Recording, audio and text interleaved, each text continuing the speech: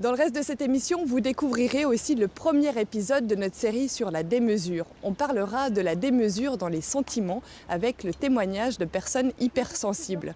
Ça me pousse, c'est comme si...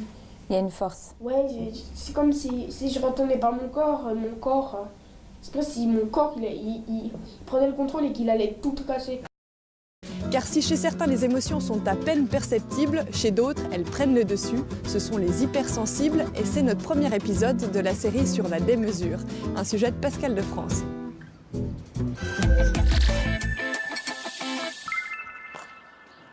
Arthur, écolier vaudois, 11 ans. Et Vanessa, assistante administrative, 44 ans. Ils partagent un même trait de caractère, une très forte sensibilité. C'est vraiment comme si on vit les choses un peu puissance 10. Donc un chagrin qui peut sembler tout bête va être un énorme chagrin. Une colère qui peut sembler toute bête va être une très grosse colère. Enfin voilà, les choses nous touchent très très profondément, très fort. Arthur réagit aussi comme une éponge. Si l'ambiance est tendue, son interlocuteur stressé, il le sera aussi.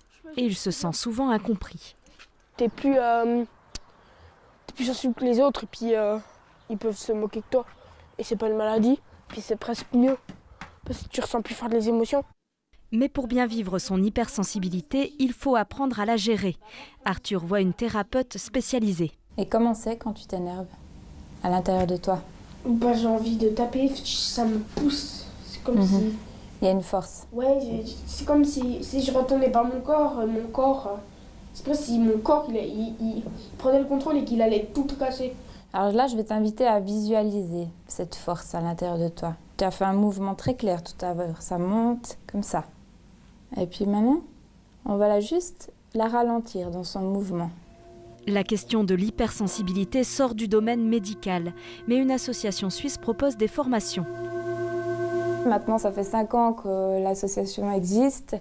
Il y a quand même beaucoup plus de psychologues, de thérapeutes. Il y a beaucoup plus de personnes qui s'intéressent au sujet et qui se renseignent. Vanessa a d'abord consulté un psychiatre, puis elle a choisi une approche plus spirituelle. Mots-clés. Je me libère dès maintenant de tout ce qui entrave et emprisonne mon espace de vie. Cartes, pendules, rééquilibrage énergétique, on y croit ou pas, mais le but est toujours le même, être écouté avec empathie. La majeure partie des gens qui viennent ici, c'est qu'ils sentent qu'ils ont une hypersensibilité et puis qu'ils ont besoin d'en faire quelque chose. Et de plus en plus, c'est les adultes que j'en compte, c'est des adultes qui ont besoin d'exprimer cette hypersensibilité qu'ils n'ont pas pu exprimer quand ils étaient enfants et d'en faire quelque chose et d'en faire une force. Une fois maîtrisée, la sensibilité exacerbée devient un atout. Vanessa accompagne par exemple bénévolement les personnes en fin de vie. Quant à Arthur, il apprend jour après jour à maîtriser la fougue de son tempérament.